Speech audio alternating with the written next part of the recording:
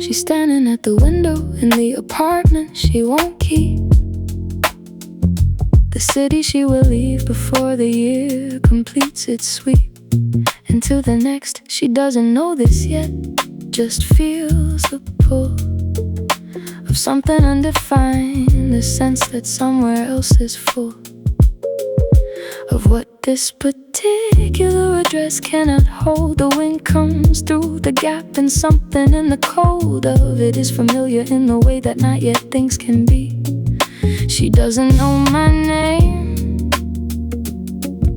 but she's already building me. From every door she hasn't opened, every road she took the long way home, from every episode of Almost Turning, I'm assembled in those gaps, the version of herself that lives between the maps. She folds the newspaper, looks out, finishes the tea. Something in the afternoon is moving like a key, turning in a lock she didn't know was there. I send the wind again, she pushes back her hair.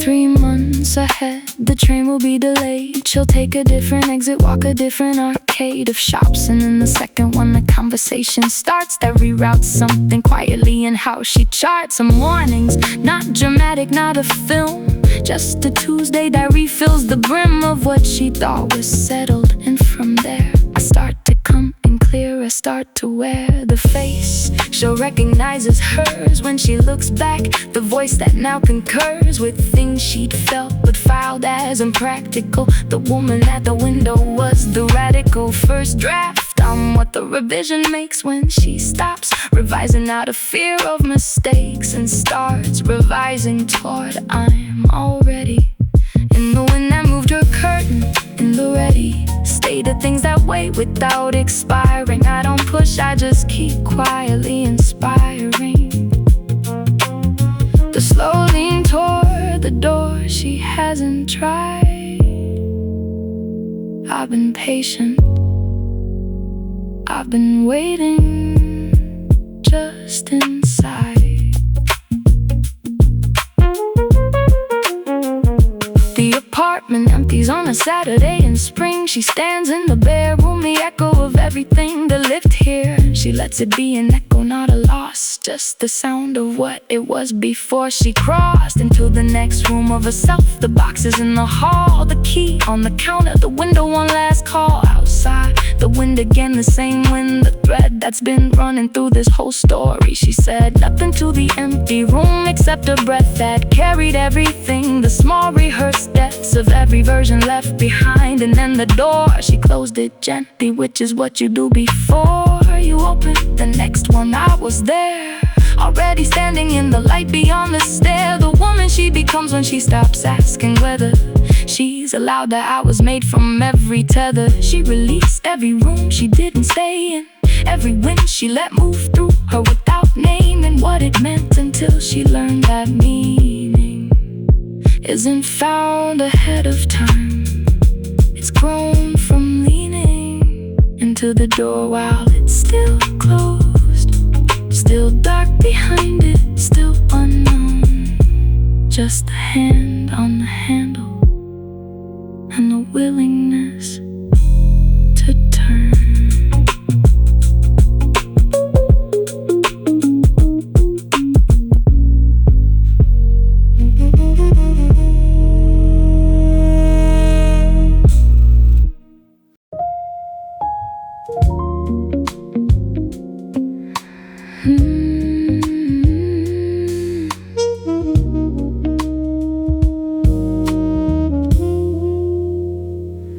The corner piece, I've always had it, the edge of him that fits against the frame, the habited morning weight of someone specific in the bed, the coffee made before I'm asked, the particular thread of his attention when he listens, how he tilts the whole body, not just the head, the way it builds something in me that I've spent years trying to name. room. It isn't safety, isn't fire, it's both the same.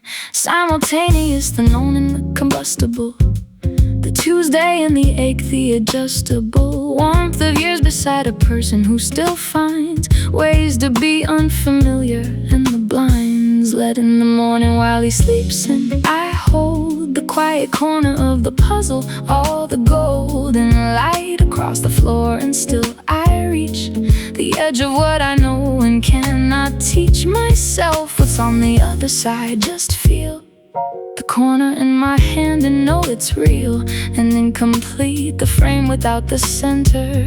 Every time I think I know him, I re-enter. She doesn't know I watch her when she reads, the way she holds the book like something that she needs to keep from flying open, spine controlled. Her concentration has a temperature, a cold, bright focus that the room reorganizes toward. Without her knowing, I have never been more floored by the unconscious gravity of one specific person. Every year I think the feeling ought to worsen into ordinary. Every year a dozen. Every year I find another piece I couldn't see before. The way she argues with the film, the way she folds the laundry at the brim of something else entirely. Half attention on the task, half somewhere I'll never mention, because I don't have clearance to that room. I've been beside her for a decade, and the bloom of not quite knowing keeps on blooming still. I thought by now I'd have the center, I will never. And I've learned to call that luck, not failure, the puzzle that won't run out of stuck.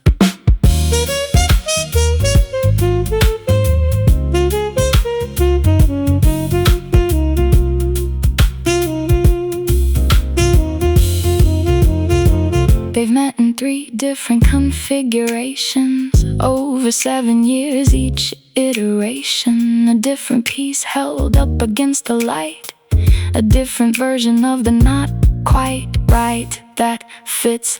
The first time in the parking lot of someone else's story, before they thought to start their own, his hand, her shoulder, the exchange of something that neither one could name or arrange into language, just the 2-second understanding. But this was going to require something, and the landing hadn't been arranged. The second time, a hotel city, someone's conference, the climb into a conversation that the night then kept extending past the reasonable, and slept into the morning with the third time here in the apartment in the year.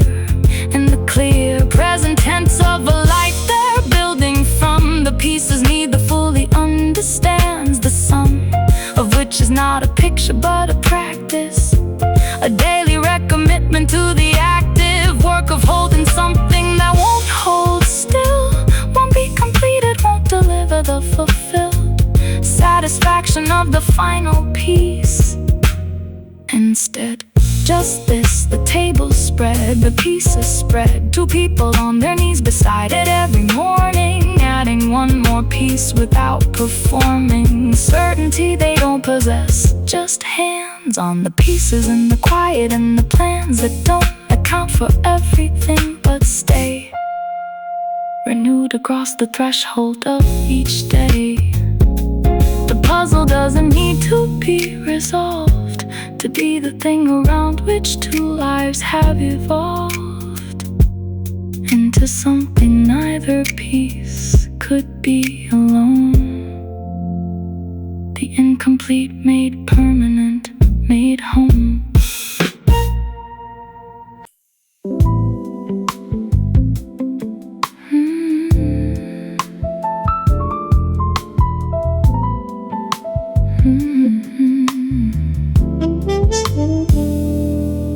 I work the plaza from the fountain to the bench, the distance of a dozen hops, a dozen more entrench.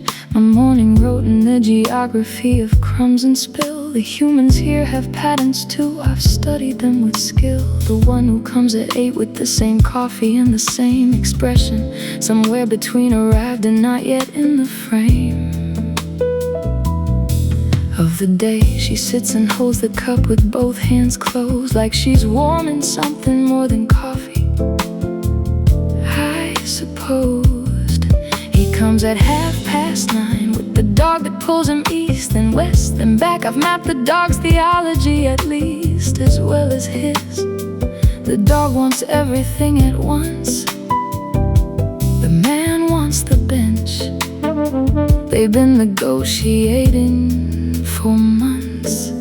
The lunch crowd comes in waves, the ones who eat and scroll, the ones who eat and watch the fountain. Something in the roll of water moving, catching them mid-thought, mid-chew. I land near those ones they're least likely to pursue. Me off the table, distracted by the in-between of what they're doing and what they'd rather, the unseen pull of afternoon that lunch is only interrupting. I take the corner of the bread while everything's disrupting. Children are the most unpredictable by far. No pattern, no consistent radius, no memoir of where they've been before that makes them respect the understood agreement of the plaza's etiquette. They run at me directly. I've learned the specific speed at which a child becomes a problem. Learn to read the crouch that means incoming from the one that means just passing. 7 months of data, 17 distinct child types classified by age and interest level. The one who crouches slowly fascinated, the disheveled at one who runs with arms out, the one who throws the badly. I filed them all and the filing grows. The elderly man with the newspaper takes an hour. He doesn't eat out here but brings a single flower every Tuesday, puts it on the bench beside him, reads. I've never understood this ritual, but the need he brings to it is visible in how he smooths the page before he turns it. Careful, careful, like the age of paper matters. I hop onto the bench's arm. He doesn't look up, which is the highest form of calm. By 3 the plaza has a different population. The school out crowd, the delivery accumulation at the corner shop, the ones who sit and call someone somewhere on the phone, facing the wall of the fountain.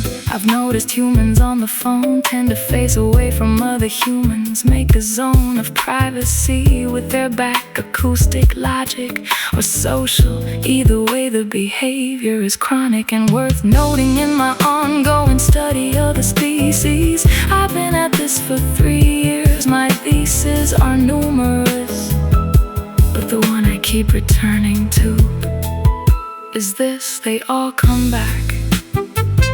Not the same ones every day, not always, but the plaza fills and empties always. New combinations of the same essential need to be outside and near something and freed briefly from whatever room they came from. The fountain, does this work? I've seen it function like a mountain. Stream does for the ones who find it something about the moving water, the open air, the outness of being out. I circle once above it for survey the whole of it. The bench, the floor of cobblestone, the fountains reach the crumbs that are my interest, and underneath the hums of everyone below me living out their small,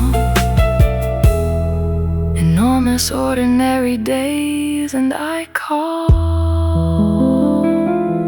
once into the afternoon and land again among them, one of many tending to my own particular hunger in the only world we share.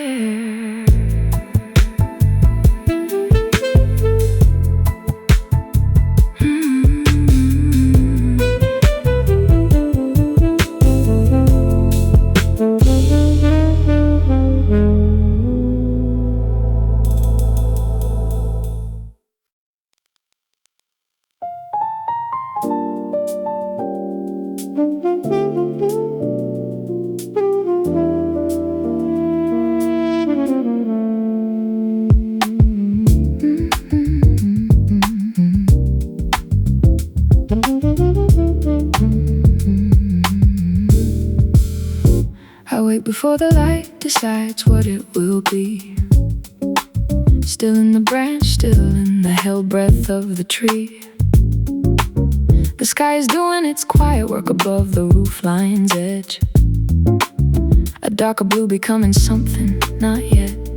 At the ledge of change, I feel it in the air before I feel it in the eye. A shift in pressure, something turning in the way the high notes of the dark begin to thin and lose their weight. I've been awake for 30 seconds, I can tell it's late. Enough in the direction of the morning to begin. The calibration wings adjusted, focus coming in on the gutter's edge below where the water dried to gray. The familiar territory of another day that hasn't happened yet, but I can feel its lean toward the possible. The soft pre-light between the last of what the night has been and what the morning brings. I sit inside this scene and hold my wings.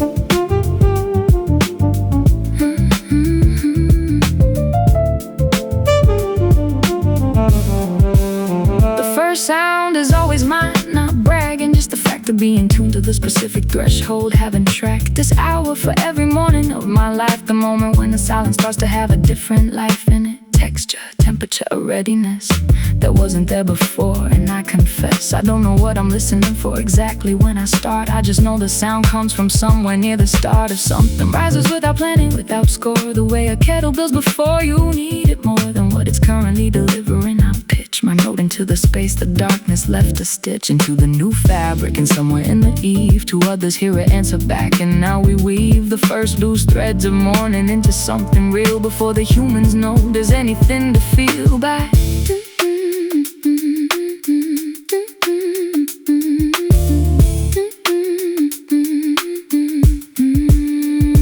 By the time the windows start to hold a light, we've been at this for 20 minutes. Every slight adjustment of the sky acknowledged, cataloged in song. The work of morning is the work of all along. Continuity, the same branch, the same gray gutter, same cold air, same gradually arriving name of dawn. And yet it's never quite the same as yesterday. Something always shifts the frame by half a degree. A new smell in the east, a different cloud formation, the increased traffic of the other birds arriving in their time, each one finding their position in the rhyme of this particular morning's making. And below, a window opens and a face I've come to know by its specific early shape. The man who makes his coffee and looks out, looks up and wakes into the sound we've built for him. Already here, already his, without his asking, without his name. Just the morning, given freely by the ones who woke before it was light enough to know it was worth waking for.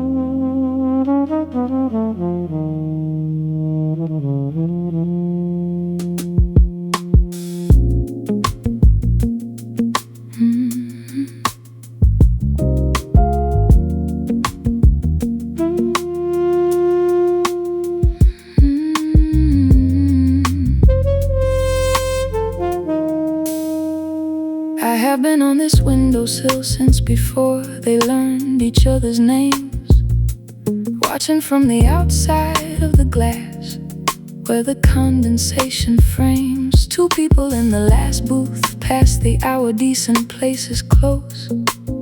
Him with both hands on his coffee, her with neither. That's how longing goes. She laughs a half-beat late at everything he says tonight. The kind of laugh that's working harder than it should to sound light. He doesn't notice that's the thing about the ones who don't receive. They move through what is offered like a wind that doesn't feel the leaves. I've seen 100 midnights in this window, read 100 rooms, but this particular table has a particular kind of gloom. Not darkness, more like a lamp turned slightly from the wall, giving everything it has to someone facing somewhere else entirely. She pours herself into the space between his sentences, filling every part he leaves with something that he never takes. I watch the steam rise off his cup and disappear before it's seen. And she is every molecule of that present one and in between. The things he's looking at and what is actually there. A cat knows unreturned. I felt it in the quality of air. He mentions someone's name around the hour the kitchen light goes off. A name that sits between them like a stone drops off. She doesn't move, but something in her posture makes a small adjust. The way a sail will shift when the wind is changed and it adjusts. He keeps on talking, not unkind, just elsewhere in his mind. She keeps on listening with the patience of the permanent resigned. I press one paw against the glass and watch my own reflection split two halves of the same window, one outside, one lit. The owner stacks the chairs around them, chair by chair by chair. They are the last two people in the world, or so they share. The fiction of the late night booth, that nothing else exists, but she knows what exists. She's memorizes every careless twist. She folds a paper napkin into something small and neat, a thing to do with hands that have no other place to meet. I watch her smooth the creases with the care that has no name. And he checks something on his phone and she smiles just the same. The smile that lives above the thing the smile is covering for. A cat knows how to wait beside a door that won't be opening anymore. They leave together, umbrellas touching at the point where two separate arcs make almost one. She walks one half step closer than the friendship calls for, and he fills the space without knowing what he's done. I watch them go until the street dissolves them, two figures and one shadow where there could have been a pair. Then I am left with the window and the table and the folded napkin that she didn't take from there. That napkin on the table is the truest thing I've seen all night. A careful folded keeping of herself just barely out of sight. I've lived my whole life giving nothing, taking only what I need, but even I could see what she was planting, knowing it would never seed. The steam, the laugh, the half step, and the things she left behind. The cat can read her room, and this one was the loneliest of kinds. The kind that doesn't know itself is lonely. The kind that walks home calling it a lovely night.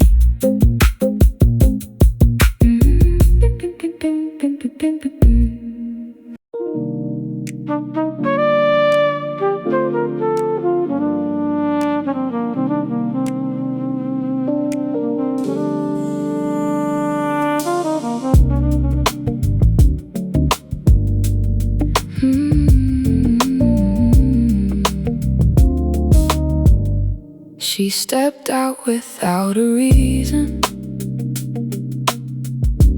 just the pull of something open.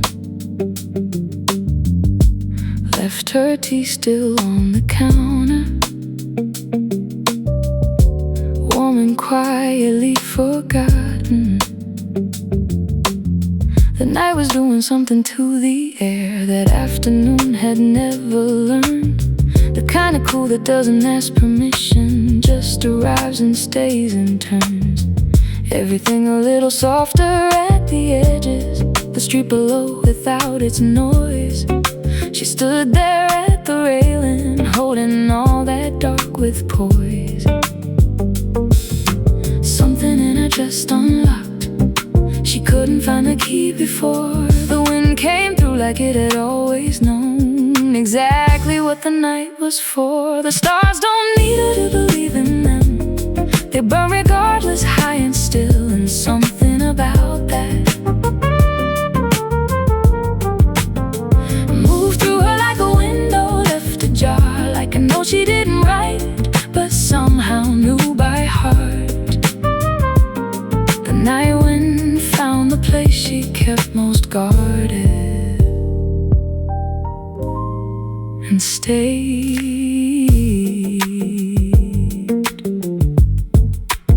She thought about the version of herself who worried through the daylight hours, chasing every shadow of tomorrow, counting losses, counting powers. But out here in the dark, the math dissolves, the numbers lose their weight. The sky too wide for any single worry, too ancient to participate. A cat crossed somewhere underneath the lamplight. She watched it disappear and felt the strangest gratitude for simply being here. Something in her chest unlocked. She couldn't find the key before the wind came through, like it had always known exactly what the night was for. The stars don't need the dark to make them matter. They were burning before she had a name, and something about that settled in her like a hand on the shoulder, like a voice that doesn't speak but means exactly what it came. The night wind moved through everything she carried, and she let it. She didn't go back in just yet. Let the railing hold her weight a little longer. The tea was cold by now, and somehow that was fine. The stars still doing what they always did. The wind still finding every open line. In her, just her, standing in the quiet, unfinished and enough.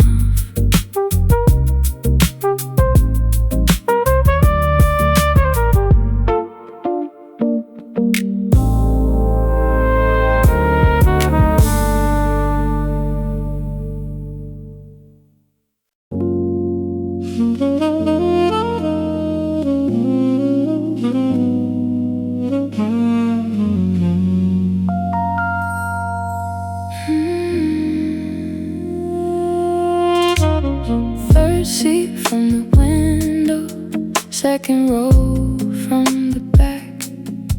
She memorized his schedule like a map she'd never lack. Tuesday mornings he walks in with his headphones halfway off, laughing at something she can't hear. She looks away and coughs.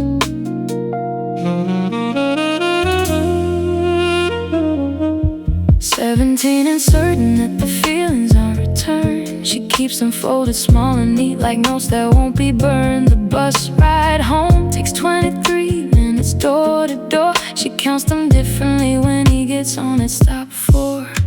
The sunset painted everything in colors she can't name. She watched him from the window glass and nothing looked the same. Just a girl in a school uniform with nowhere left to put. This feeling in her ribcage that she carries in her foot with every step home.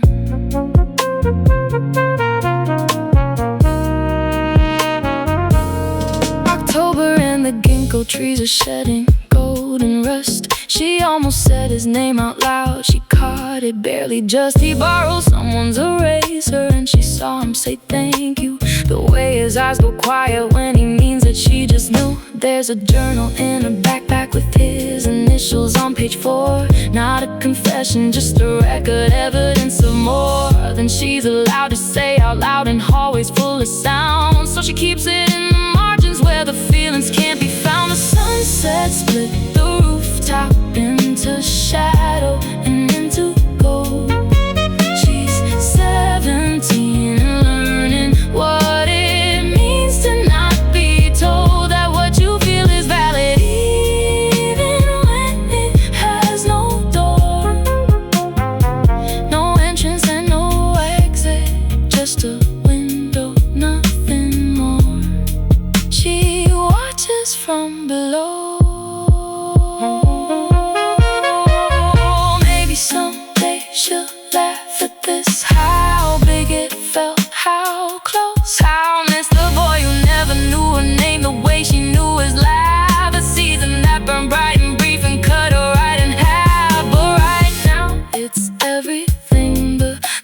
the golden light, the almost something in the spring. Right now, she wouldn't trade it, even if it never lands.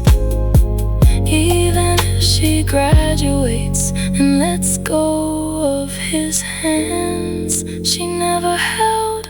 The sunset turned the whole sky into something like a womb. She's crying on the train home, and she doesn't know for whom. For the version of herself who loves so quietly and clean. For the boy who'll never know what 17-year-old love means. For the girl she used to be, walking home.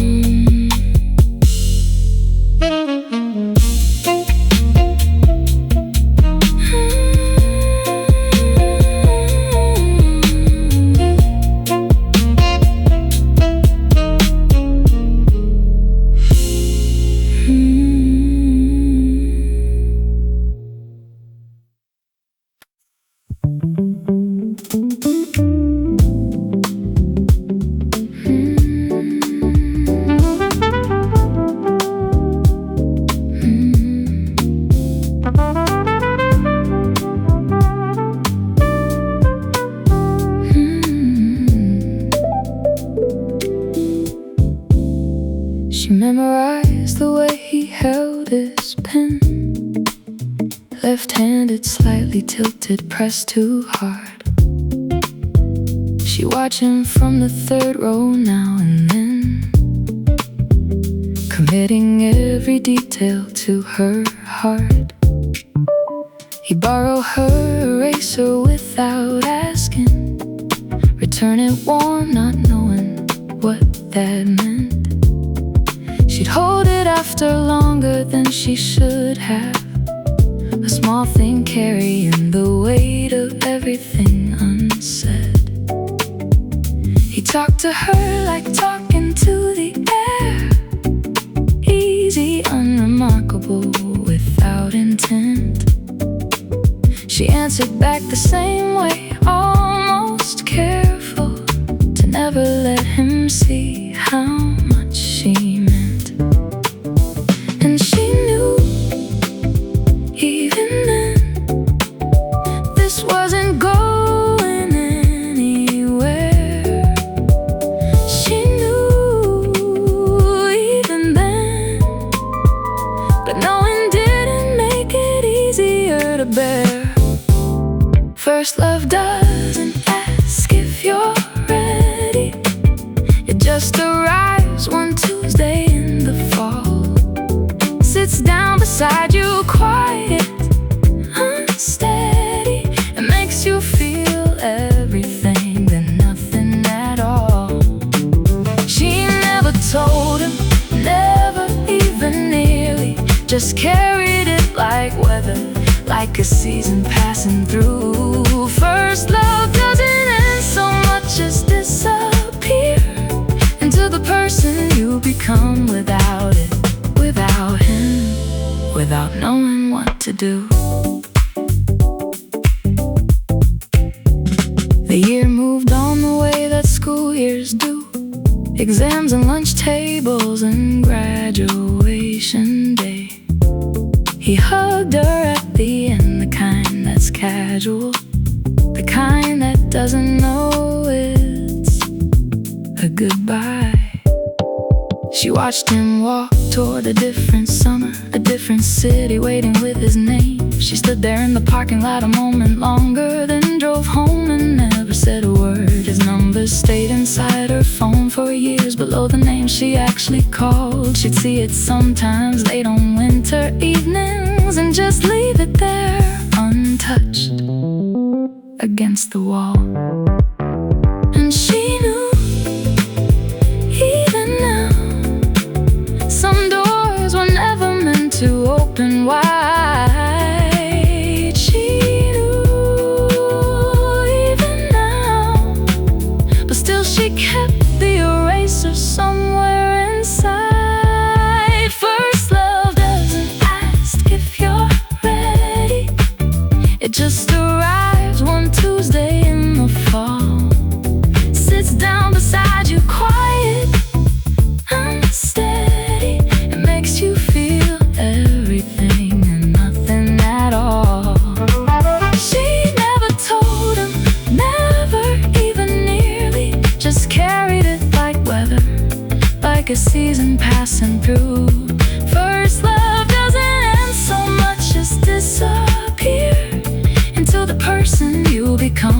without it, without him, without knowing what to do. She's older now, she laughs about it sometimes. The eraser, the third wrote the pen, but late October still does something to her she couldn't quite explain, and probably never will again.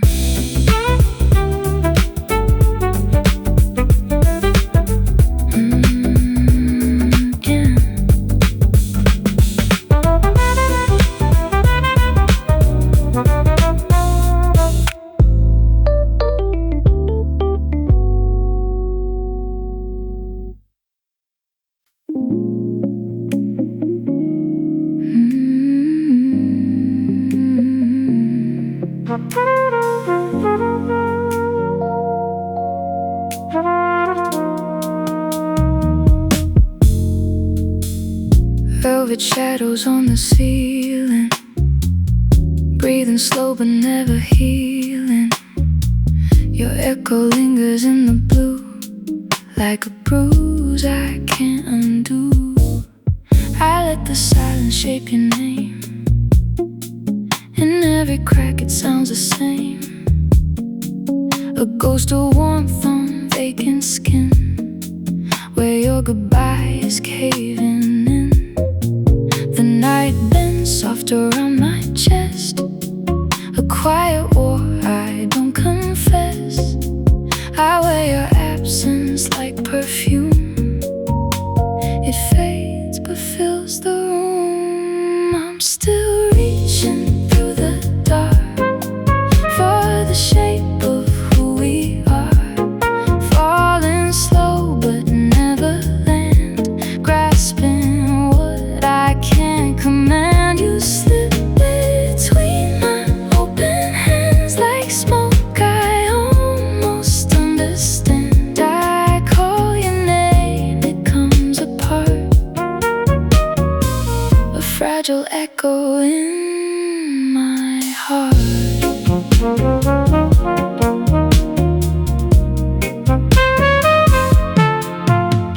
The mirror hums a different truth, a fractured trace of me and you.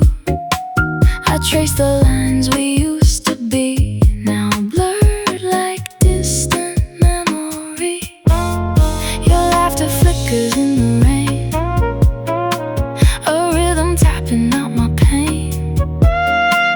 I try to hold what couldn't stay, but love dissolved away. I'm still reaching through the dark for the shape of who we are, falling slow but never land, grasping what I can't command. You slip between my open hands like smoke I almost understand. I call your name, it comes apart,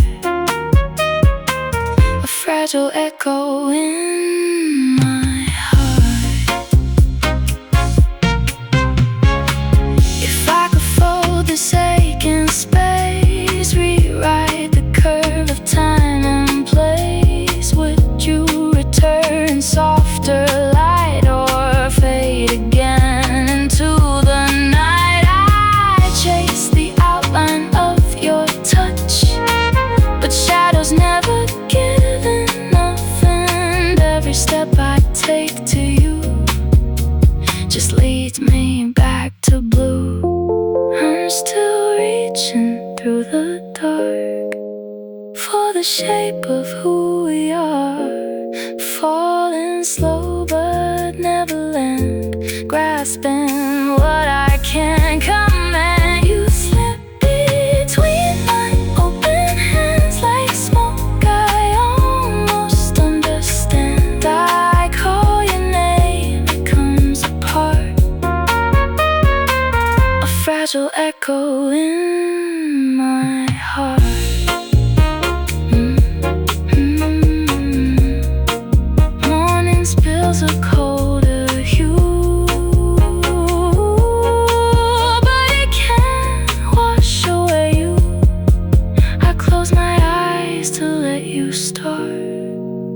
has a quiet echo in my heart.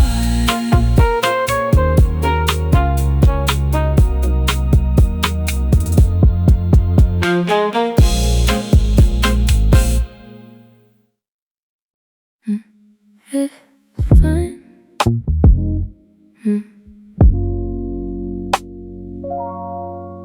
I'm fine. It's just late. Phone's on silent, lights are dim. Scrolling through nothing on a whim. Not sad enough to call it sad. Just somewhere between good and bad. Don't ask me how I'm doing tonight. I'll just say I'm alright. I'm just a little low, not enough to let it show. Keeping everything in place, keeping the smile on my face. Make another cup, I won't finish. What to show, I won't remember. The clock says 2, the mind says 1. Not sure what I'm even waiting for. Don't ask me how I'm doing tonight. I'll just say I'm alright. I'm just a little low, know where I need to go. Everything is under control, except maybe my soul. Is that a big deal? It never is. Just a quiet kind of emptiness. I've been here before, I know this place. Put on some music and stare at space. I'm just a little low, the kind nobody knows. By morning I'll be fine again, but tonight I'm just low.